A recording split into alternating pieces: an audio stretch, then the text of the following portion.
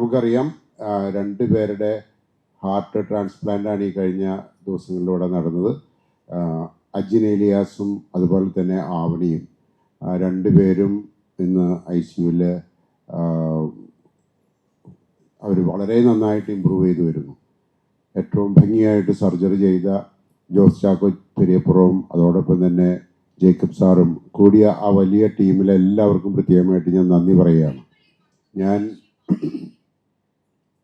ആവണിയുടെയും അതുപോലെ തന്നെ അജിൻ്റെയും വീട്ടുകാരോടൊപ്പമാണ് ഇരിക്കുന്നത്. ഐസക് ജോർജിനെ പ്രത്യേകമായിട്ടും അവരുടെ കുടുംബാംഗങ്ങളെ നന്ദിയോടെ ഞാൻ ഓർക്കുന്നു. ഐസക്കിൻ്റെ മരണത്തിൽ ഞങ്ങൾക്ക് വലിയ ദുഃഖമുണ്ടെങ്കിലും ഐസക്കിൻ്റെ ജീവിതം തുടരാനായി അവൻ്റെ അവയവങ്ങൾ ദാനം ചെയ്തതിന് പ്രത്യേകമായിട്ട് ഞാൻ അഭിമാനത്തോടെ നന്ദി അറിയിക്കുകയാണ് ആ കുടുംബത്തെയും. അതോടൊപ്പം തന്നെ ബിൽജിത്തിൻ്റെയും കുടുംബത്തിന് പ്രത്യേകമായിട്ട് നന്ദി അറിയിക്കുകയാണ്. ഈ ഒരു പ്രോഗ്രാം ഏറ്റവും ഭംഗിയായിട്ട് കോർഡിനേറ്റ് ചെയ്ത് കേസോട്ടാണ്. നിങ്ങൾക്കറിയാം കേസോട്ടോ വഴിയാണ് ഇപ്പോൾ നമ്മുടെ എല്ലാ ഓർഗൻ ട്രാൻസ്പ്ലാന്റിനും നേതൃത്വം കൊടുക്കുന്നത്. ഈ കഴിഞ്ഞ കുറച്ച് നാളുകളായിട്ട് വളരെ കാര്യക്ഷമമായിട്ട് കേസോട്ടോ പ്രവർത്തിക്കുന്നതിൻ്റെ ഭാഗമായിട്ടാണ് നമുക്ക് ഈ ആളുകളിൽ നിന്ന് നമുക്ക് ഓർഗൻസ് എടുക്കാനുള്ള സൗകര്യങ്ങൾ ഉണ്ടാക്കി തന്നതും അത് കോർഡിനേറ്റ് ചെയ്ത് നമുക്ക് റെസിപ്പിയൻസിൽ എത്തിക്കാൻ സാധിച്ചതും ഞാൻ കേസോട്ടയ്ക്ക് പ്രത്യേകമായിട്ട് നന്ദി പറയുകയാണ്. അത് കഴിഞ്ഞ് എനിക്ക് തോന്നുന്നു ഏറ്റവും കൂടുതൽ നന്ദി പറയേണ്ടത് മീഡിയക്കാരോടാണ്.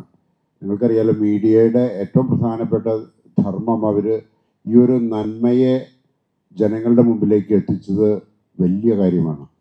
ഞാൻ ഈ ദിവസങ്ങളിൽ പേപ്പർ വായിക്കുമ്പോൾ എനിക്ക് മനസ്സിലായത് ധാരാളം പേര് ഓർഗൻ ഡൊണേഷന് വേണ്ടി അവരുടെ പേരുകൾ രജിസ്റ്റർ ചെയ്തത് നമ്മുടെ നാട്ടിൽ ഈ കാലങ്ങളിൽ ഒന്നും നടക്കാത്ത രീതിയിലാണ്. ഈ 2 ഹാർട്ട് ട്രാൻസ്പ്ലാന്റ് നിങ്ങൾ അതിനും പ്രാധാന്യം കൊടുത്ത് സമൂഹത്തിന് മുമ്പിലേക്ക് അവതരിപ്പിച്ചപ്പോൾ ഓർഗൻ ഡൊണേഷന് വേണ്ടി നിലകൊണ്ട നിങ്ങളുടെ നിലപാടിനെ ഞാൻ ശ്ലാഘിക്കുകയാണ്.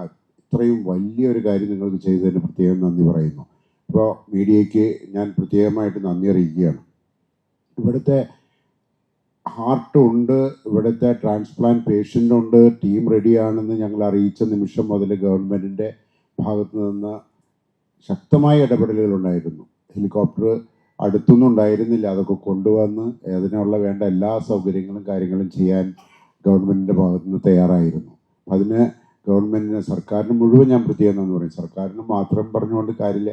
പിണറായി സാറ് തീർച്ചയായിട്ടും ഈ ഒരു പ്രോഗ്രാമിന് വളരെ അധികം ശ്രദ്ധ ചെലുത്തിയിട്ടുണ്ട്.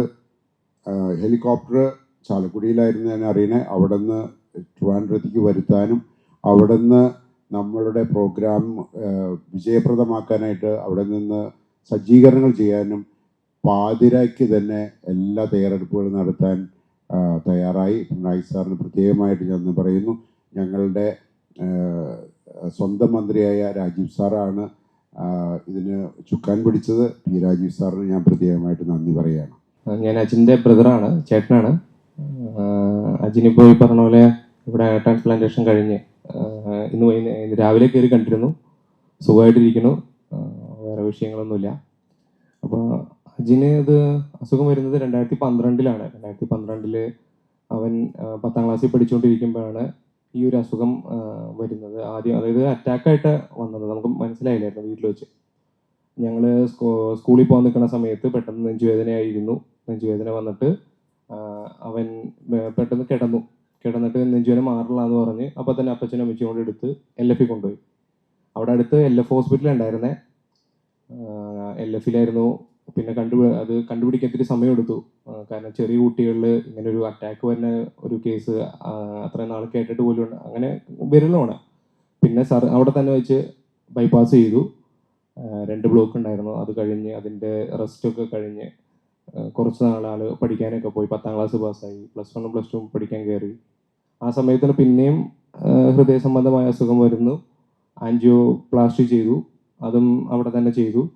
അതിനുശേഷം പിന്നെ ആളുടെ കണ്ടീഷൻ വീക്കായിരുന്നു. ഈ അനൂറിസവും കവാസാക്കി എന്ന് പറഞ്ഞ 2 അസുഖമാണ് ആൾക്കുണ്ടായിരുന്നത്.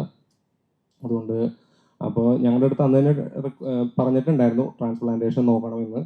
അങ്ങനെ അന്ന് 2014-ലാണ് ഞങ്ങൾ ട്രാൻസ്പ്ലാന്റേഷന് വേണ്ടി ലിസിയിലേക്ക് വരുന്നത്. ജോസ് ചാക്കോ സാറിനെ അന്ന് കണ്ടിരുന്നു. അതിൻ്റെ ബാക്കി ചെക്കപ്പും കാര്യങ്ങളൊക്കെ നടത്തി ഞങ്ങൾ അതിനു വേണ്ടി വെയിറ്റ് ചെയ്യായിരുന്നു. വലിയൊരു കാലയളവ് എടുത്തു സത്യം പറഞ്ഞ 2014 മുതൽ ഇന്ന് വരേക്കും. പിന്നെ അതിൽ റിസ്ക്, ഈ പറഞ്ഞ പോലെ റിസ്കുകൾ കൂടുതലുണ്ടായിരുന്നു അവൻ്റെ കേസ് ആയതുകൊണ്ട്. കാരണം റീഡു സർജറിയാണ്, രണ്ടാമത് ഒരു ബൈപ്പാസ് കഴിഞ്ഞ് ഇത്രയും കോംപ്ലിക്കേഷൻസ് ഉള്ള ഒരു ആളാണ് അജിൻ. എന്നിരുന്നാൽ തന്നെയും ഒരു വലിയ കൃപ കൊണ്ട് പുള്ളി പഠനങ്ങളൊക്കെ പൂർത്തിയാക്കി. LF അക്കൗണ്ട് ടെക്നീഷ്യനായിരുന്നു, ഒരു 3 വർഷക്കാലം അവിടെ ഉണ്ടായിരുന്നു LF. അതിനുശേഷം പുള്ളി വേറെ കോഴ്സുകൾ എടുത്ത് പഠിച്ച് പുള്ളിയുടേതായ രീതിയിൽ തന്നെ ഒരു രോഗിയാണ്. ഒരു പമ്പിങ് കുറവായിരുന്നു, ഹാർട്ടിന്റെ പമ്പിങ് അവന് 20 താഴെ പമ്പിങ് ഉണ്ടായിരുന്നുള്ളൂ.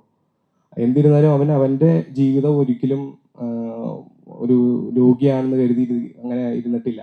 പിന്നെ ആള് നല്ല രീതിയിലായിരുന്നു ആ ഒരു ടൈമിൽ ജീവിച്ചു വന്നത്. പിന്നെ കഴിഞ്ഞ വർഷം മുതൽ ആൾക്ക് ഫിസിക്കലി കുറച്ച് വീക്ക് ആയി തുടങ്ങിയിരുന്നു. പ്രധാനമായിട്ട് ആളുടെ തടി കുറഞ്ഞു, പിന്നെ പെട്ടെന്ന് അസുഖങ്ങൾ വരാൻ തുടങ്ങി. ആൾക്ക് ശരീരത്തിൽ വെള്ളക്കെട്ട് വന്ന് ശ്വാസമുട്ട്, അങ്ങനെ പ്രശ്നങ്ങൾ ഒരു സൈഡിൽ കൂടെ വന്നു. അപ്പോൾ അതിൻ്റെയൊക്കെ ചികിത്സ ഇങ്ങനെ എടുത്തു പോകുന്നുണ്ടായിരുന്നു. അപ്പോൾ ആ സമയത്തും ഇങ്ങനെ ട്രാൻസ്പ്ലാന്റേഷൻ വേണം എന്ന് ഡോക്ടേഴ്സ് പറയുന്നുണ്ടായിരുന്നു. വളരെ ഒരു എക്സ്ട്രീം സ്റ്റേജിലേക്ക് തന്നെ പോയിരുന്നു. അങ്ങനെയാണ് ഞങ്ങൾ ലിസിയിൽ വന്നത്. ലിസിയിൽ വന്ന് ഇവിടുത്തെ ചികിത്സ കാരണം പിന്നെയും ആള് പിക്കപ്പായി. അത് തുറന്നു പറയേണ്ടതാണ്. കാരണം ഇവിടെ വന്ന് ആ ഒരു ഫെബ്രുവരി മാർച്ചിൽ നമ്മളിവിടെ വന്നിട്ട് ഇവിടെ വന്ന് ഒരു 20 ദിവസത്തിനടുത്ത് ഇവിടെ കിടന്നിരുന്നു. അതിനുശേഷം പിക്കപ്പായി തിരിച്ചുപോയി. അപ്പോൾ ട്രാൻസ്പ്ലാന്റേഷൻ്റെ കേസ് ഞങ്ങൾ ഒപ്പം തന്നെ നോക്കുന്നുണ്ടായിരുന്നു. കുറച്ചും കൂടി സീരിയസ് ആയിട്ടുള്ള രീതിയിൽ ഇവിടെ വന്ന് ചെക്കപ്പുകൾ നടത്തി, വിസിറ്റുകൾ നടത്തി നോക്കുന്നുണ്ടായിരുന്നു. അപ്പം ഞങ്ങൾ ഫേസ് ചെയ്ത ഒരു വിഷയം എന്ന് വെച്ച് കഴിഞ്ഞാൽ, ഇവിടെ കേരളത്തിൽ ഓർഗൻ ഡൊണേഷൻസ് നടക്കുന്നില്ല എന്നുള്ളതാണ്. ഞങ്ങളത് നമുക്ക് മാനസികമായിട്ട് ഭയങ്കര ഒരു ബുദ്ധിമുട്ടായി പോയി. കാരണം ഞങ്ങൾ ഇത്രയും കഷ്ടപ്പെട്ട് നമ്മൾ ഇതിനു വേണ്ടി നിൽക്കുമ്പോൾ ഇവിടെ നടക്കുന്നില്ല, പല റൂമേഴ്സിന്റെ പേരിൽ അത് നടക്കുന്നില്ല എന്നുള്ളത് ഞങ്ങളെ പുറകിലോട്ട് വലിച്ചു. എന്നിരുന്നാലും നമുക്ക് ഒരാളുടെ വിശ്വാസമുണ്ട്, ഇപ്പോഴും ദൈവം എന്ന് പറഞ്ഞ ഒരാളുടെ വിശ്വാസമുണ്ട്. അങ്ങനെ ഇരുന്നു. ഇവിടെ പിന്നെ ചെക്കപ്പുകളൊക്കെ വരും, ചോദിക്കും, അപ്പോൾ ഒന്നും ആവുന്നില്ല എന്ന് പറഞ്ഞിരിക്കുകയായിരുന്നു. പിന്നെ ആളുടെ കണ്ടീഷൻ ഇപ്പോൾ കുഴപ്പമില്ലായിരുന്നു. അപ്പോൾ പെട്ടെന്നാണ് ഒരു വിളി വരുന്നത്. കഴിഞ്ഞ ബുധനാഴ്ച രാത്രി ജേക്കബ് സാറാണ് വിളിക്കണേ, ഇവിടെ ഒരു ഓർഗൻ ഡൊണേഷൻ വന്നിട്ടുണ്ട്, അപ്പോൾ നിങ്ങൾ പെട്ടെന്ന് ഇവിടേക്ക് വരണം എന്ന് പറയണേ. പിന്നെ സത്യം പറഞ്ഞാൽ ഞങ്ങൾ നേരെ കാർ എടുത്ത് ഇവിടെ വന്ന് ഇവിടെ ICUയിൽ അവനെ അഡ്മിറ്റ് ആക്കി. പിന്നെ ഞങ്ങളൊന്നും അറിഞ്ഞിട്ടില്ല. തിരുവനന്തപുരത്ത് നിന്നാണ് ഡോണർ എന്നുള്ള കേസ് മാത്രമേ പറഞ്ഞിട്ടുള്ളൂ. ഞങ്ങൾ പിന്നെ രാവിലെ ജോസ് ചാക്കോ സാറിനെ കാണുമ്പോൾ സാറിന് പറയണേ, ഇങ്ങനെയാണ് തിരുവനന്തപുരത്ത് ഡോണർ ചോപ്പറിലാണ് ഹെലികോപ്റ്ററിലാണ് കൊണ്ടുവരുന്നത്, ഇവിടെ ഇങ്ങനെയാണ് ഷെഡ്യൂൾ ചെയ്തിരിക്കുന്നത് പറയണേ. അപ്പൊ ഞങ്ങളുടെ മനസ്സിൽ ഇവിടെ എത്തിക്കഴിഞ്ഞപ്പോൾ ഞങ്ങൾ തമ്മിൽ ചോദിക്കേണ്ടത്, ഇതൊക്കെ എങ്ങനെ നടക്കണം, ഇതൊക്കെ ആരാ നോക്കണേ, ഇനിയിപ്പോ നമ്മളതിനെ ഒന്നും അറിയണില്ല, എങ്ങനെ നടക്കണമെന്നുള്ള ചിന്തയുണ്ട്. അപ്പോൾ ആ സമയത്ത് അതിനു വേണ്ടി പ്രയത്നിച്ച ഒരുപാട് പേരുണ്ട്. അത് ഇതിൻ്റെ അകത്ത് പ്രത്യേകം പറയണം. ഒപ്പം ആദ്യം തന്നെ കേസിലോട്ടോ എന്ന് പറയുന്ന Kerala state tissue organ donation department, ഇതിനു വേണ്ടി അവരുടെ ഞങ്ങൾ രജിസ്റ്റർ ചെയ്തിട്ടുണ്ടായിരുന്നു. 2014 രജിസ്ട്രേഷൻ ചെയ്തതാണ്. അവർക്ക് മൂലമാണ് നമുക്ക് സർക്കാർ ഇങ്ങനെ ഒരു ഓർഗൻ ഡൊണേറ്റ് ചെയ്ത് തന്നത്. പിന്നെ ഡൊണേറ്റ് ചെയ്ത് തന്ന നമ്മുടെ ഐസക് ജോർജ് ഞങ്ങൾ കണ്ടിട്ടില്ല. എന്നിരുന്നാലും ഈ പറയുന്ന വീഡിയോയിലും ഫോട്ടോയിലൊക്കെ കണ്ട് വളരെയേറെ കടപ്പാടുള്ള ഒരു കുടുംബമാണ് അവരുടെ വീട്ടുകാർ, അവരെടുത്തൊരു തീരുമാനം. അതുകൊണ്ട് മാത്രമാണ് അജിന് ഇങ്ങനെ ഒരു ഹാർട്ട് കിട്ടിയതും അത് വെച്ച് ആളുടെ ഒരു ജീവിതം മുന്നോട്ട് പോകുന്നത്. പിന്നെ ഇതിനുവേണ്ടി ഈ ഹെലികോപ്റ്റർ ഈ ഒരു ചെറിയൊരു സമയത്തിനുള്ള, എനിക്ക് തോന്നുന്നു തലേ ദിവസം ബുധനാഴ്ച രാത്രിയാണ് ഇത് പറയണത്, പിറ്റേ ദിവസം രാവിലെ അവരവിടെ എത്തി ഓർഗൻ ഹാർവെസ്റ്റ് ചെയ്ത് തിരിച്ച് ഇവിടെ കൊണ്ടുവരാനായിട്ടുള്ളൊരു കാര്യങ്ങൾ ക്രമീകരിച്ചത്. മന്ത്രി P. രാജീവ് സാറിന്റെ ആളെയാണ് ആദ്യം വിളിച്ചത്. പിന്നെ മുഖ്യമന്ത്രിയുടെ നേതൃത്വത്തിൽ അത് ഇടപെട്ട് അങ്ങനെ മന്ത്രിമാരും മറ്റ് പോലീസ് മേധാവികളും എന്നുവേണ്ട എല്ലാവരും അതിനുവേണ്ടി കൈകോർത്തു. സത്യം പറഞ്ഞാൽ ഞങ്ങൾക്കൊക്കെ വളരെ ഒരു ആകാംക്ഷയാണ് ഉണ്ടായിരുന്നത്. എന്താണെന്ന് വെച്ച് കഴിഞ്ഞാൽ ഈ 2014 ആദ്യം ട്രാൻസ്പ്ലാന്റേഷന് വേണ്ടിയിട്ട് പറയുമ്പോൾ നമ്മളന്ന് ട്രാഫിക് സിനിമ കണ്ട് ത്രില്ലടിച്ചിരിക്കുന്ന സമയമാണ്. ഒരു കാർ റേസ് ഇതിലൂടെ കൊണ്ടുവരുന്നു. അപ്പോൾ ഞാൻ B.Tech പഠിക്കുന്നു, അനിയൻ +2 പഠിക്കുന്നു. ആ സമയത്താണ് ട്രാൻസ്പ്ലാന്റേഷൻ സാധ്യം പറയുന്നത്. അപ്പോൾ ഇങ്ങനെ കേട്ട് ഇപ്പം നാട്ടിലും വീട്ടിലും എല്ലാവരും പറഞ്ഞത്, അങ്ങനെയാണ് ചെയ്യണേ, ഇങ്ങനെയാണ് ഹെലികോപ്റ്റർ അല്ലെങ്കിൽ എങ്ങനെയെങ്കിലും അറേഞ്ച് ചെയ്യണം എന്നുള്ളൊരു ത്രില്ലിൽ ഒരു ആകാംക്ഷയിലൊക്കെയാണ് എല്ലാവരും ഇരുന്നത്. ജീവിതത്തിലേക്ക് വരുമ്പോൾ ഒരു കണ്ണടച്ച് തുറക്കുന്ന സമയം കൊണ്ടാണ് ഇതൊക്കെ നടന്നത്. ഞങ്ങൾ രാവിലെ അവിടെ എണീറ്റ് അവനെ ഒരു 10 മണിക്ക് കണ്ടു. പിന്നെ നേരെ സർജറി കഴിഞ്ഞ് വൈകുന്നേരമാണ് കാണുന്നത്. ആ നേരം കൊണ്ട് ഒരുപിടി കാര്യങ്ങൾ സംഭവിച്ചു. ഞാൻ ആവണിയുടെ അച്ഛനാണ്. ഇവിടുത്തെ സിന്ധുവാണ്. അവണി സുഖമായിട്ടിരിക്കുന്നു. അവണി നല്ല ഹാപ്പി ആയിട്ടിരിക്കുന്നു. എൻ്റെ മോൾക്ക് 3 വർഷം മുമ്പാണ് അസുഖം ഉണ്ടാകുന്നത്. നമുക്ക് അറിഞ്ഞുകൂടായിരുന്നു. ഇടയ്ക്ക് പനിയും ചുമയും ഒക്കെ വരുമായിരുന്നു. നമ്മളത് അടുത്തുള്ള ഹോസ്പിറ്റലിൽ കാണിക്കുമായിരുന്നു. കാണിച്ച് ഇങ്ങനെ തുടർന്ന് ഇങ്ങനെ പോയിക്കൊണ്ടിരുന്നപ്പോഴാണ് പെട്ടെന്ന് ഒരു ശ്വാസമായി ഉള്ളൊരു ബുദ്ധിമുട്ട് വന്നതും നമ്മളടുത്തുള്ള ഒരു ഹോസ്പിറ്റലിൽ കാണിച്ച് അപ്പോഴേ അവർ പറഞ്ഞു നമുക്കൊന്ന് എക്കോ ECG എടുത്ത് നോക്കാം എന്ന് പറഞ്ഞ് എടുത്തു നോക്കി അപ്പോൾ തന്നെ റിസൾട്ട് വന്ന് അവർ പറഞ്ഞ് വാൽവിന് വല്ല കംപ്ലൈൻ്റ് ആയിരിക്കും. അങ്ങനെ നമ്മൾ ചിത്രയിൽ കൊണ്ടുപോവുകയും ചിത്രയിൽ ചെന്നപ്പോഴും പറഞ്ഞു ഇത് ഹാർട്ട് മാറ്റി വെച്ചേക്കൂ. അങ്ങനെ അവിടെ ഒരു 2-3 മാസം തന്നെ അവിടെ ചികിത്സിച്ചു. പിന്നെ നമ്മുടെ കൂടെയുള്ള അടുത്തുള്ള 24 ന്യൂസിലെ ശ്രീകാന്താണ് നമ്മളെ ഇവിടെ കൊണ്ടുവരികയും ഇവിടെ കൊണ്ടുവന്ന് പിന്നെ രാജേഷ് സാറിനെ പരിചയപ്പെടുത്തി. രാജേഷ് സാറിനായിട്ട് എല്ലാം ചെയ്ത് രാജീവ് സാറ് ഡോക്ടറുമായിട്ട് എല്ലാം പരിചയപ്പെടുത്തുകയും അങ്ങനെ ജോസ് സാറും പിന്നെ അനിൽ സാറും എല്ലാവരും കണ്ട് പിന്നെ സംസാരം പറഞ്ഞ് ഇതേപോലെ മാറ്റി വെച്ച് വെക്കൂ. അങ്ങനെ പിന്നെ ബാക്കിയുള്ള തുടർന്നുള്ള ചികിത്സ ഇവിടെ തന്നെ ആയിരുന്നു. അങ്ങനെ ഞങ്ങൾ 2.5 വർഷത്തോളം ഇവിടെ തന്നെ നിന്നു. പിന്നെ അടുത്ത് പെട്ടെന്ന് പറഞ്ഞു നമുക്ക് ഇത് കിട്ടാൻ പാടാണ്, നിങ്ങൾ ചെന്നൈയിലേക്ക് പോകണം. ചെന്നൈയിലേക്ക് പോകണമെന്ന് പറഞ്ഞാൽ നമുക്ക് ഭയങ്കര വിഷമമായിരുന്നു. ജോസ് സാറ് വന്ന് പറഞ്ഞപ്പോൾ നമുക്ക് അത്രയ്ക്ക് വിഷമമായിപ്പോയി എന്ന് പറഞ്ഞാൽ ഇത് ഡൊണേഷൻ കിട്ടുന്നില്ല എന്നുള്ളത് ഭയങ്കര വിഷമമായിരുന്നു. പിന്നെ ഞങ്ങൾ നേരെ ചെന്നൈയിൽ പോകാൻ നമ്മളെ പൈസ ബുദ്ധിമുട്ടായിരുന്നു. അങ്ങനെ ഞങ്ങൾ നേരെ ചിത്രയിൽ പോയി. ചിത്രയിൽ നിന്ന് നേരെ അവിടെ 2 മാസത്തോളം അവിടെ ചികിത്സയിലായിരുന്നു. അത് കഴിഞ്ഞാണ് പെട്ടെന്ന് രാജീവ് സാറ് വിളിക്കുന്നത് നമുക്കിവിടെ ആളായിട്ടുണ്ട്. അങ്ങനെ ഞങ്ങൾ പെട്ടെന്ന് ഇവിടെ വരികയും നമ്മുടെ സുഖമായിട്ടിരിക്കുകയാണ്. പിന്നെ നമുക്ക് പൈസ എമൗണ്ട് ഇല്ലായിരുന്നു. ഞങ്ങൾ വാടക വീട്ടിലായിരുന്നു. ഇപ്പോഴും ഞങ്ങളുടെ വീട്ടിനടുത്തുള്ള രാജശേഖരൻ എന്ന് പറയുന്ന അണ്ണനാണ് നമുക്ക് ഇതിനു വേണ്ടി പ്രവർത്തിക്കുകയും പിന്നെ നമ്മുടെ പഞ്ചായത്ത് പ്രസിഡന്റ് സീനാമാനാവ് നേതൃത്വത്തിൽ ഒരു ഗ്രൂപ്പ് രൂപീകരിച്ചുകൊണ്ട് എല്ലാവരും നമ്മളെ സഹായിക്കുകയും ഗൾഫിലുള്ളവരും അല്ലാത്തവരും നമ്മുടെ നാട്ടുകാരും മൊത്തം പേരും നമുക്ക് വേണ്ടി പൈസ കണ്ടെത്തി തരികയും ചെയ്തു.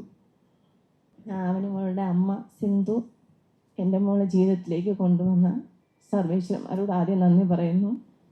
രണ്ടാമതായി എൻ്റെ കുഞ്ഞിനെ ട്രാൻസ്പ്ലാന്റിന് വേണ്ടി മുരുകൻ ബിലിജി തന്ന നല്ലൊരു മോന് വേണ്ടി ആ കുടുംബത്തിന് വേണ്ടി ഞങ്ങൾ കണ്ണീരോടെ പ്രാർത്ഥിക്കുന്നു. 5 മാസത്തോളം ഞങ്ങൾ കുഞ്ഞിനെ ശ്രീചിത്രയിൽ കാണിച്ചു. ഹരീഷൻ ഡോക്ടറാണ് നമ്മൾ കാണിച്ചുകൊണ്ടിരുന്നത്. അവിടെ അന്നൊന്നും ട്രാൻസ്പ്ലാന്റിൻ്റെ ഒരു കാര്യങ്ങളും ഒന്നും അവിടെ ഇല്ലായിരുന്നു. അപ്പോഴിങ്ങനെ മുമ്പോട്ട് പോയ കുഞ്ഞിൻ്റെ നില എന്തോ ആവുമെന്നുള്ള പേടിയുണ്ട്. ഈ ശ്രീകാന്ത് തന്നെ നമുക്ക് രാജേഷ് സാറുമായിട്ട് പരിചയപ്പെട്ട് കുഞ്ഞിൻ്റെ ടെസ്റ്റും കാര്യങ്ങളെല്ലാം അയച്ചു കൊടുത്തും പറഞ്ഞു ഇനി കൊണ്ടുവരാൻ പറഞ്ഞു. അങ്ങനെയാണ് ഞങ്ങൾ ലിസി ഹോസ്പിറ്റലിൽ ഇവിടെ കൊണ്ടുവരുന്നത്. വന്ന് നമുക്ക് PR രാജേഷ് സാർ തന്നെ നമുക്ക് എല്ലാ സഹായങ്ങളും ഒരു നേഴ്സിനെ തന്നെ നമുക്ക് ഇതിനായിട്ട് നമുക്ക് വിട്ടു തന്ന് എല്ലാ ഡോക്ടർമാരെ കാണാനും അനിൽ സാറിനെ കാണാതെ സുനിൽ സാറിനെ കണ്ടു. പിന്നെ അനിൽ സാറിനെ കണ്ടു. അനിൽ സാറാണ് പിന്നെ ജോ സാറുമായിട്ട് നമ്മളെ കുഞ്ഞിൻ്റെ ഫയലും കാര്യങ്ങളെല്ലാം കാണിക്കുന്നത്. അപ്പോഴവർ പറഞ്ഞത് എനിക്ക് ട്രാൻസ്പ്ലാന്റ് അല്ല വേറെ മാർഗമില്ല.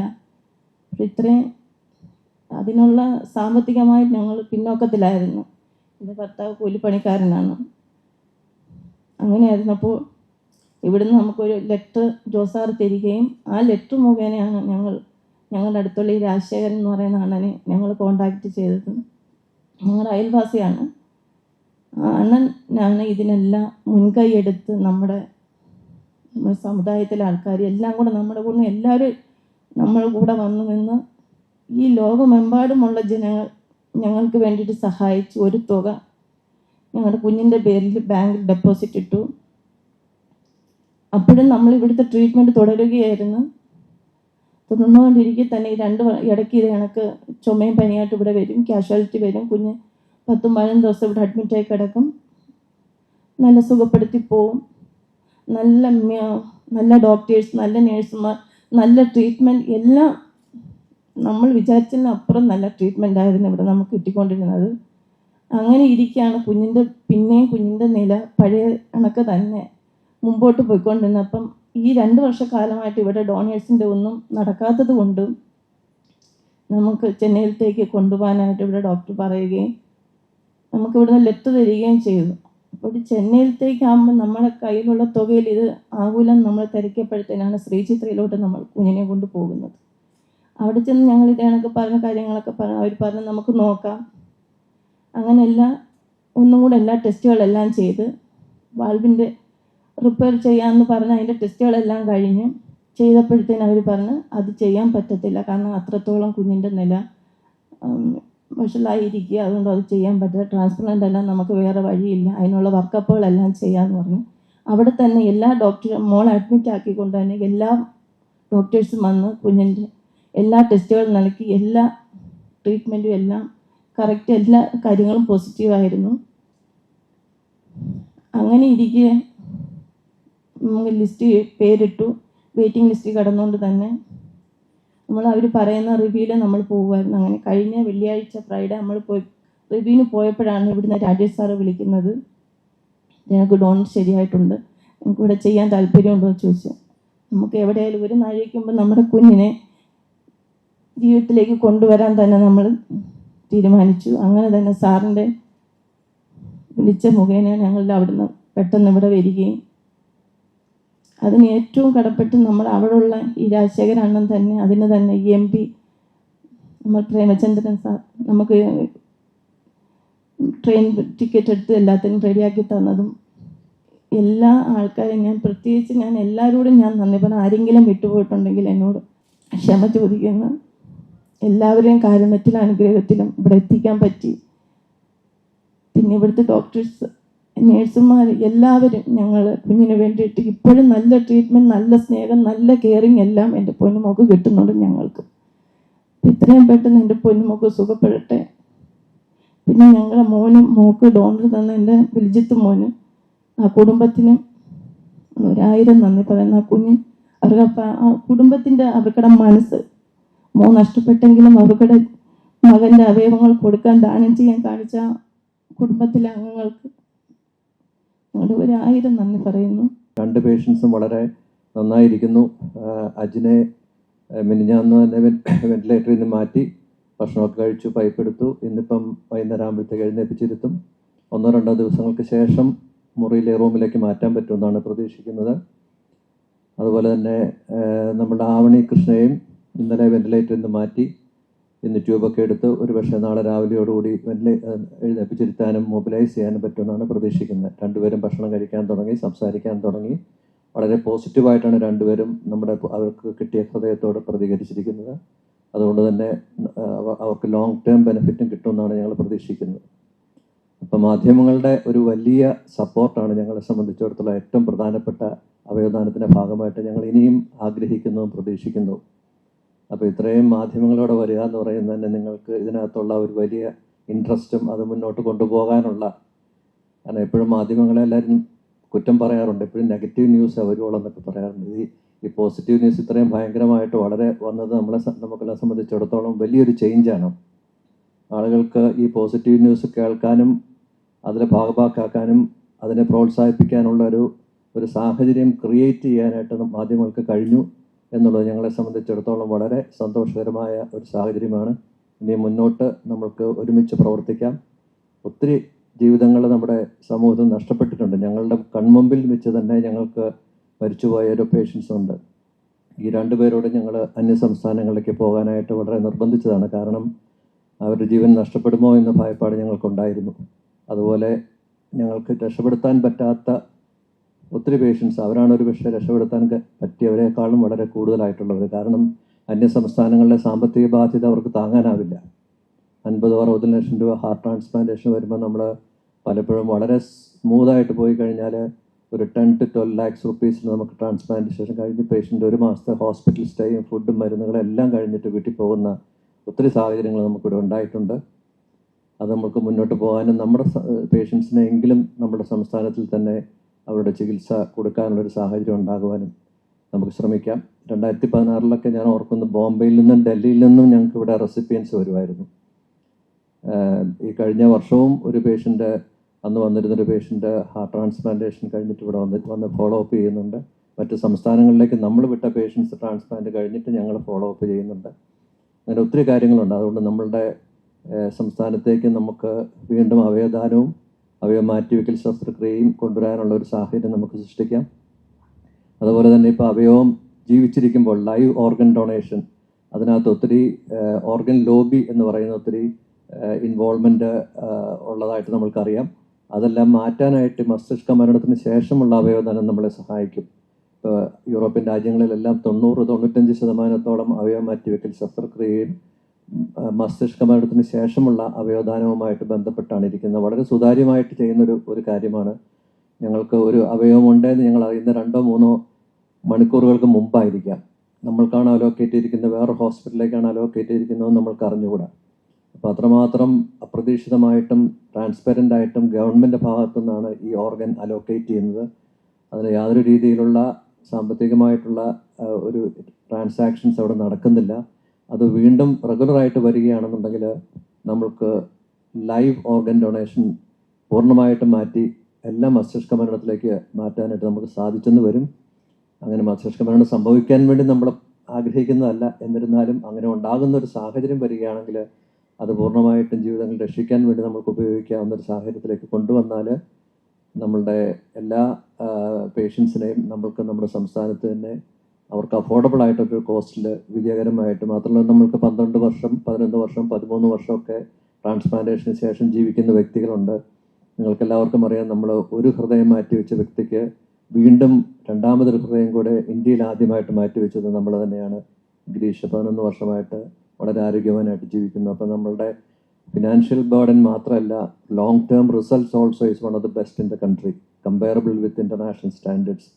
അതുകൊണ്ട് ഒരുമിച്ച് നമുക്ക് പ്രവർത്തിക്കാം, ഒരുമിച്ച് നമ്മുടെ അവയവദാനവും ട്രാൻസ്പ്ലാന്റേഷനും എല്ലാം പുനർജീവിപ്പിക്കാനുള്ള ഒരു ശ്രമം നടത്താനുള്ള ഒരു പ്രതിജ്ഞ ഇതോടുകൂടി നമ്മൾക്ക് എടുക്കാം. അതായിരിക്കട്ടെ നമ്മൾക്ക് സംസ്ഥാനത്തിന് കൊടുക്കാൻ പറ്റുന്ന ഏറ്റവും വലിയ സമ്മാനവും. Thank you. ഒരു വാക്കൊന്ന് പറഞ്ഞോട്ടെ.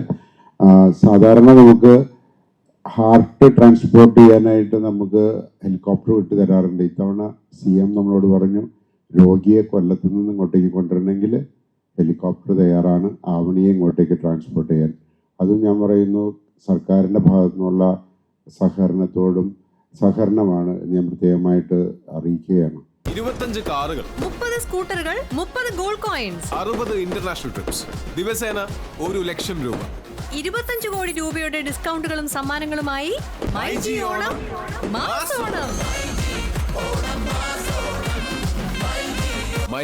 MyG future, experience the next. പൂവ് പോലൊരു പുട്ടുണ്ടേ അജ്മിയുടെ പുട്ടും. വിളമ്പാം നല്ല വിശേഷം. അജ്മി സ്റ്റീം മെയ്ഡ് പുട്ടുപൊടി.